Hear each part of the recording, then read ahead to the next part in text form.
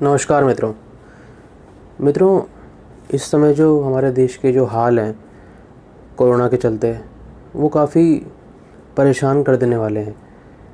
मतलब आप चाहे न्यूज़ चैनल देखें, अखबार पढ़ें, अपने फ़ोन पर सोशल मीडिया साइट्स पर चीज़ें देखें, तो काफ़ी स्थिति ख़राब दिखती है। अस्पतालों का बुरा हाल, शमशान घाट के आगे वेटिंग लाइन लगी है। जो देख के बहुत दुख होता है और गुस्सा भी आता है साथ साथ।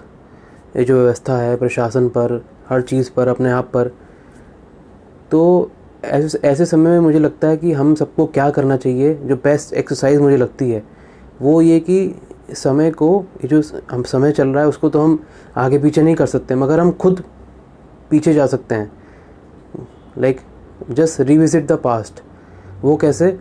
वो कि हम सब बचपन से गुजरे हैं, तो आई एम श्योर सभी के बचपन में कुछ ना कुछ ऐसे किस्से ज़रूर घटे होते हैं जो सुनकर, जो याद करके, दोस्तों से डिस्कस करके और फैमिली से डिस्कस करके हमें अच्छा लगता है, राहत मिलती है। और आई थिंक ऐसे समय में वो किस्से शेयर करना एक दूसरे से बहुत ज़रूरी है, जिससे आपके चेहरे पर थोड़ी खुशी आए, सामने वाले के, आपके फ्रेंड्स, फैमिली के फेसेस पर खुशी आए, उन्हें अच्छा लगे। तो मैंने भी सोचा कि अपने जो बचपन के जो किस्सों के पिटारे हैं उसमें से एक किस्सा आज आपको सुनाया जाए। और ये किस्सा मेरे बचपन से ही जुड़ा है। और बचपन में काफ़ी शैतान किस्म का मैं था, बचपन मेरा कटा।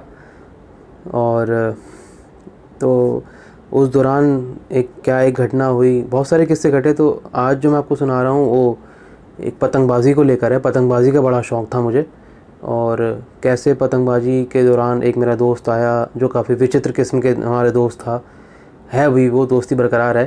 तो पतंगबाज़ी के दौरान कैसे क्या हुआ वो उस किस्से में आपको जानने को मिलेगा। तो ज़्यादा देर ना करते हुए हम किस्सा शुरू करते हैं। तो अब इतना लंबा किस्सा याद तो नहीं होगा, तो लिखा हुआ है तो वही सुनाते हैं आपको। तो मित्रों, किस्से का जो शीर्षक है, जो टाइटल है, वो है रिंकू पतंगबाज और 10 का नोट। तो शुरू करते हैं।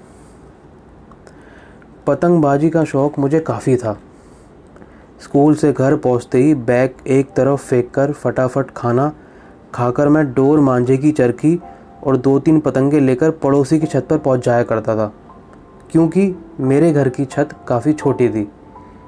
कभी कभी मांझा या पतंग के लिए पापा गुस्से के मूड में पैसे नहीं देते थे, तो मैं इस उम्मीद पर छत पर चढ़ जाता था ताकि कोई तो कटी हुई पतंग पड़ी होगी, या कोई पतंग जब कट रही होगी तो उसे लूट लूँगा और काम चला लूँगा।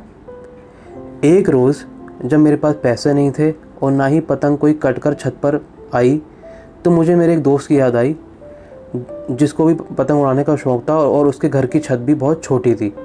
तो मैंने उसे अपने घर पतंगबाजी के लिए बुलाया। मेरा वो दोस्त दिखने में काफ़ी दुबला पतला और अजीब से हाव भाव वाला था, मगर था दोस्त पक्का। खैर, हमने पतंग उड़ानी शुरू की और जल्द ही पतंग हमारी उड़ते हुए रिंकू पतंगबाज के मांझे में उलझी और तुरंत कट गई। रिंकू पतंगबाज बिना चारदीवारी की एक और ऊंची छत पर चढ़कर पतंग उड़ाया करता था। उसकी उम्र यही कोई 26-27 साल रही होगी उस समय। उस दिन अपने तेरे नाम के राधे भाई के स्टाइल के बालों को सहलाता हुआ, टाइट टी शर्ट और टाइट जीन्स को पहने हुए वो पतंग उड़ा रहा था। पूरे मोहल्ले में वो पतंगबाजी को लेके बहुत मशहूर था। उसका पतंग उड़ाने का तरीका भी अजीबोगरीब था।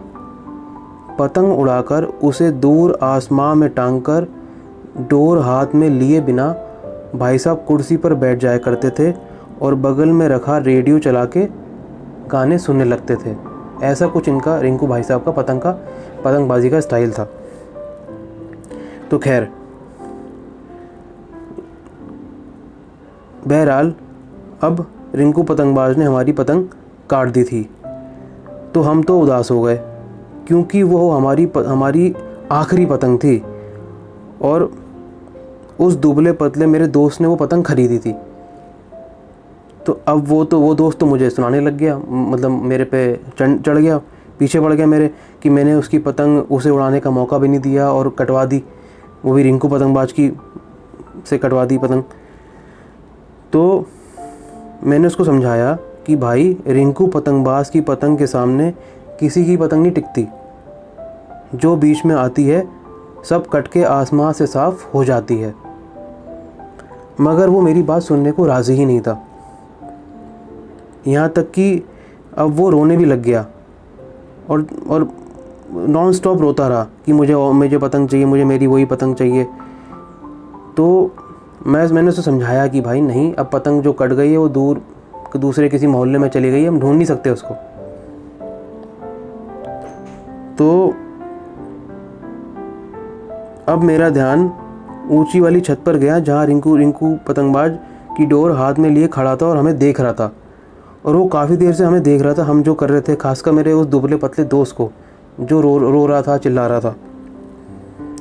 रिंकू पतंगबाज अब खिसिया गया और वो एकदम से बोला ऊपर खड़े हुए, अबे ओए, कहाँ से उठाकर लाया है अपने इस चपड़गंजू दोस्त को?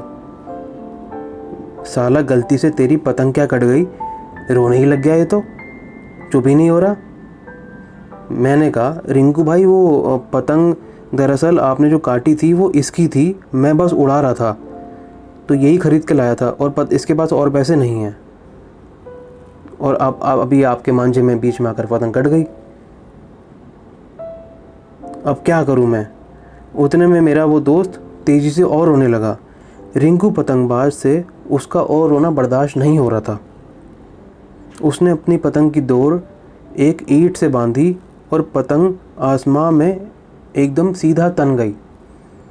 फिर वो अपनी ऊंची छत से कूदकर नीचे हमारी छत पर आया और फिर उसने कहा, कहाँ रहता है ये तेरा चपड़गंजू दोस्त?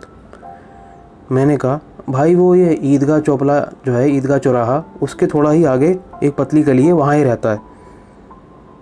रिंकू पतंगबाज ने अपनी जेब से 10 रुपये का एक करारा नोट निकाला और मेरी तरफ फेंकते हुए कहा, रिक्शा करके इस चपड़गंजू दोस्त को अपने घर छोड़ कर आ और आइंदा से लेकर मत आइयो, खासकर जब मैं पतंग उड़ा रहा हूँ तब। तो मैंने वो 10 का नोट लिया, रिंकू भाई को थैंक यू बोला और छत से अपने रोते हुए दोस्त को फटाफट मनाकर नीचे ले गया। उस समय मित्रों 10 रुपये थे, बहुत बड़ी रकम थी हमारे लिए। 10 का नोट मिलते ही मैं बहुत खुश हो गया।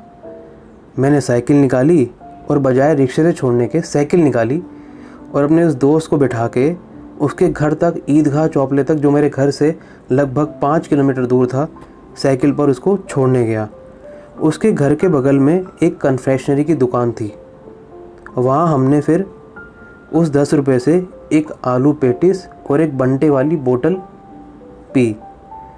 उसके बाद मेरा दोस्त भी खुश, मैं भी खुश, और हाँ, अब उसका रोना बंद हो चुका था क्योंकि बंटे वाली बोतल और पेटिस उसके अंदर जा चुकी थी। तो मित्रों, ये मैंने आपको ये रिंकू पतंगबाज और का किस्सा सुनाया, कैसे मोहल्ले के जो पतंगबाज हुआ करते थे वो, उनकी अलग ही शान होती थी, अलग स्टाइल होता था और उनको ये सब हरकतें पसंद नहीं थी, खासकर हम छोटे बच्चे जो करते थे। तो ये एक किस्सा है जिससे मुझे लगता है आपको शायद थोड़ी आपके चेहरे पर हंसी आई होगी, थोड़ी आपको अच्छा लगा हो। अगर तो ज़रूर कमेंट सेक्शन में बताएं, लाइक भी कर सकते हैं आप वीडियो को, और ऐसे ही आगे चल के मैं और किस्से आपको आपके सामने प्रस्तुत करूँगा। और आप भी, अगर आपके पास भी कोई किस्सा है, कोई बात है, तो आप शेयर कर सकते हैं मुझसे भी, अपने आसपास, अपने फ्रेंड से, अपने फैमिली मेम्बर से।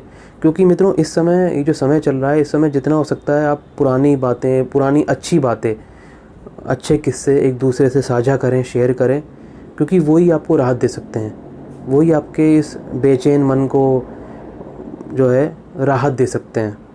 तो इस बीच अपना आप ध्यान रखिए, अपने आसपास सफाई रखिए और बस किस्से सुनाते रहिए और सुनते रहिए। धन्यवाद।